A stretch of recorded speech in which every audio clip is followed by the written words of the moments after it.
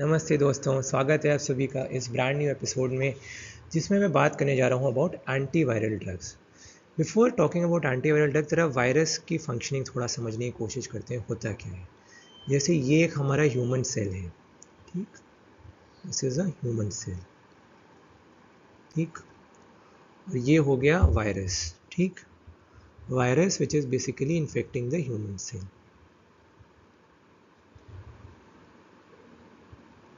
ठीक है, ऐसे होता है। तो अब इसमें जेनेटिक मटेरियल होता है, वो हर वायरस में होता है। किसी वायरस के अंदर का जो जेनेटिक मटेरियल होता है दिस इज़ आरएनए। किसी वायरस के अंदर जेनेटिक मटेरियल होता है जो कि होता है डीएनए, ठीक है। अब किसी वायरस के अंदर एक कवरिंग होती है न्यूक्लियोकैप्सिड की, ये कवरिंग हो गई न्यूक्लियोकैप्सिड की। किसी वायरस में कवरिंग न्यूक्लियोकैप्सिड की नहीं होती है। तो अब क्या हुआ, ये जो वायरस महाशय हैं, वायरस मास्टर साहब हमारे, ये अंदर घुसते हैं ह्यूमन सेल्स के, ठीक है। हमारे सेल के अंदर घुसते हैं फ्यूजन से, पहले आकर के फ्यूज़ कर जाएंगे और फिर अंदर घुस जाएंगे।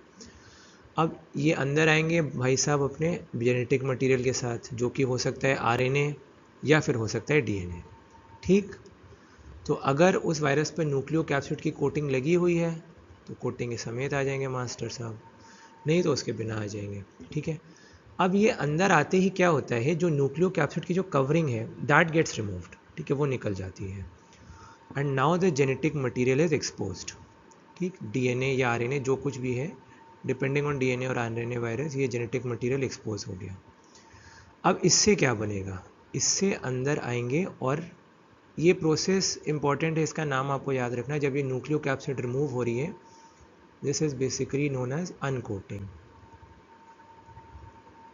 ठीक। अनकोटिंग से न्यूक्लियोकैप्सिड की कोट हट गई और अब जेनेटिक मटेरियल, अब वायरस एक्सप्लॉइट करता है हमारी मशीनरी को, मतलब हमारे एंजाइम्स को यूटिलाइज करके वो मल्टीप्लाई करेगा मस्ती से, मज़े से, कि बोले आहा ह्यूमन सेल के अंदर मज़े से आ गया, अब तो मज़े से मस्ती से मल्टीप्लाई करेंगे, ठीक है। तो क्या करता है, सबसे पहले ये प्रोटीन की सिंथेसिस शुरू करता है। पहले जो प्रोटीन्स बनते हैं दोज आर इनएक्टिव प्रोटीन्स, ठीक।